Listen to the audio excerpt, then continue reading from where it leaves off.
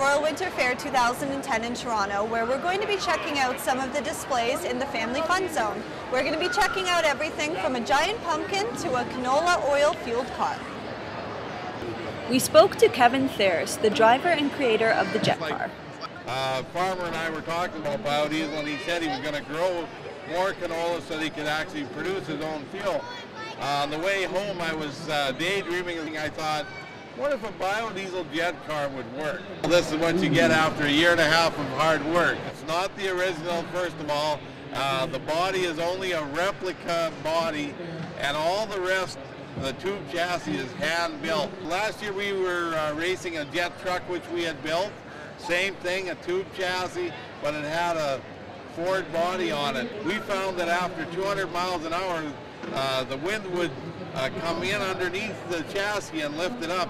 So we'd shut the truck off at 250 miles an hour, and it was like you were in Never Land. The truck would then go a little left, a little right, and it was hard to steer. The wind got underneath, I got too far to the right, and it slammed into the wall, and I walked away with a sore index finger, and I hit the wall at 230 miles an hour. We have the chrome molly chassis and roll bar assembly in it, and that takes most of the shock.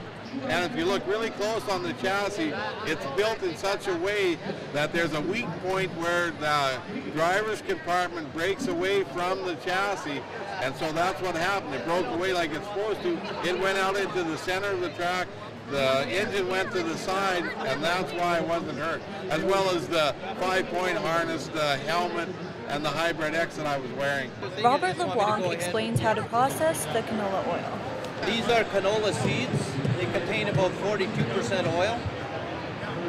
And to extract the oil, we use a press, and the press squeezes the oil out and creates a byproduct called canola meal, which is 34% protein, which is good for livestock. We are able to extract about 8.5 liters to 10 liters of oil per bushel of canola seeds.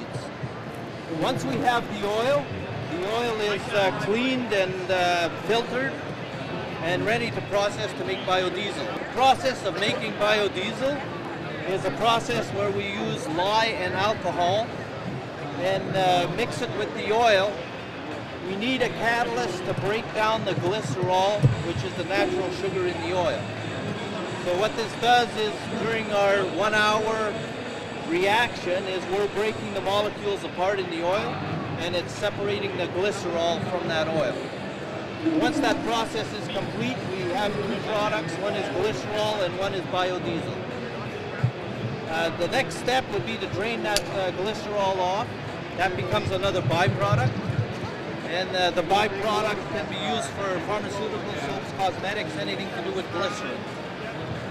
The biodiesel then is refined through doing a water wash and then drying through desiccant beads, and we get the final product, which is 100% biodiesel, and that is what the jet car races on. Now, speaking of using vegetables in a different way, we're here to see the giant vegetable show. Many farmers decide to display their crops at the giant vegetable show.